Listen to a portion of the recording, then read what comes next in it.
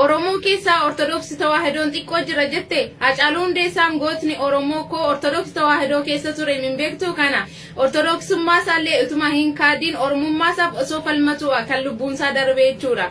Kanaaf Ortodoksii Tawaahidoon persentii 100 keessaa 70 akka isin caallu Ortodoksii Tawaahidoon bari kana jechuudha. Ati doofummaa keef ijita malee yeroo hundumaa Ortodoksii Tawaahidoo yoomiyyuu hin baddu. Gooftaan keenya Yesuus Kiristoos dhiiga isaa dhangalaasee foon isaatiin nuuf du'ee nuuf fannifamee nu fayyiseera. Kanaaf har'aaf lafallaftu malee borgin ugaan ni ba'a. Ugaan hin qallatti malee yoomiyyuu hin cirtu.